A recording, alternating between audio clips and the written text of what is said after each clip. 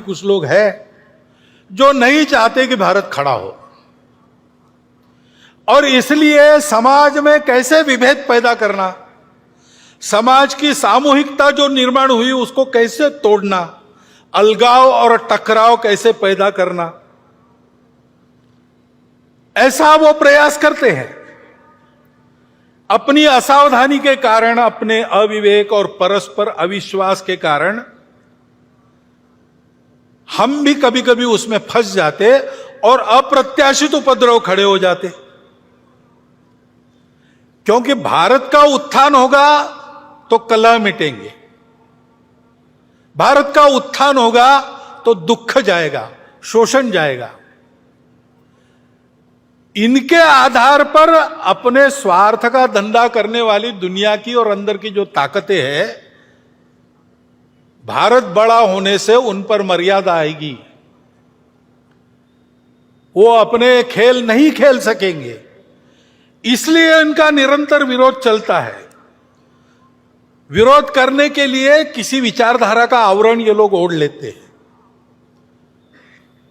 बड़ी चिकनी चुपड़ी बातें करते हैं, कोई बड़ा उद्देश्य, मन लुभावन उद्देश्य ऐसा घोषित करते कि हम इसके लिए काम कर रहे हैं, लेकिन उनका उद्देश्य दूसरा ही रहता है, अपना उल्लू सीधा करने का रहता है। और कोई भी हो, किसी भी विचारधारा का हो, वो खाटी संघ वाला हो या कम्युनिस्ट हो, अगर वो प्रामाणिक है, निस्वार्थ बुद्धि से काम कर रहा है, तो उनके लिए वो बाधा ही बनता है। ये जानकर ऐसे सब लोगों का वो विरोध करते हैं। अभी एक नया नाम उनका चलता है दुनिया में, कल्चरल मार्क्सिस्ट या वोक, यानी जगे हुए, वोकिज्म, ऐसे शब्द चलते हैं। नाम तो मार्क्स का लेते हैं, लेकिन 1920 में ही उन्होंने समझा कि मार्क्स में ने जो भविष्यवाणी की वैसा होने वाला नहीं है, तो वैसा होने के नाम पर हमारे हाथ में पूरी दुनिया की पकड़ आ जाए, इसलिए तब से ही उन्होंने अपना उद्योग प्रारंभ किया है। इसलिए उसी समय उन्होंने मार्क्स की बातों को भुला दिया और आगे बढ़ रहे। और आजकल वो जो कहते हैं और बोलते और बताते हैं, विश्व की सारी सुव्यवस्था का उनका विरोध है।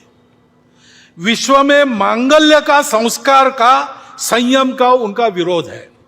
अनिर्बंध स्वैराचार का वो पुरस्कार करते हैं। ये पुरस्कार सहज हो जाए, जोर से हो जाए, इसलिए माध्यमों को और अकादमियों में अपना वर्चस्व स्थापित कर उनका उपयोग करते हैं। देश की शिक्षा को भ्रष्ट करते हैं, देश के संस्कार को भ्रष्ट करते हैं, राजनीति, सामाजिक वातावरण, इन सबको भ्रम और भ्रष्टता का शिकार बनाते हैं। असत्य, विपर्यस्त और अतिरंजित वृत्त के द्वारा ये भ्रम और द्वेष फैलाना, भय फैलाना आसान हो जाता है। उसके चलते जो झगड़े बनते हैं, उन झगड़ों में उलझाकर समाज को अपनी पकड़ में लाना, अपनी अधिसत्ता में फांसना, ये वो करते हैं। किसी भी राष्ट्र की जनता में ऐसी अनास्था, दिग्भ्रम, परस्पर द्वेष उत्पन्न करने वाली ये जो प्रणाली है ना, अपने यहां चाणक्य नीति में उसका नाम है मंत्र विप्लव। विष से एक आदमी मरता है, बाणों से एक को ही मार सकते हैं, लेकिन मंत्र विप्लव से प्रजा सहित राजा का नाश होता है, ऐसी उक्ति है।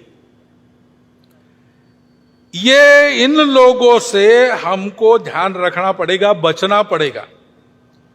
राजनीतिक स्वार्थों के लिए अपने प्रतिस्पर्धी को पराजित करने की जो उद्योग चलते हैं, उसमें इन शक्तियों के साथ गठबंधन करने का अविवेक भी चलता है। यह अपेक्षित नहीं है, लेकिन होता है।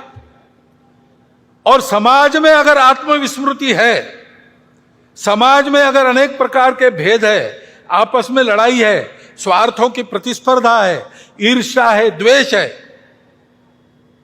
तो फिर उनका काम आसान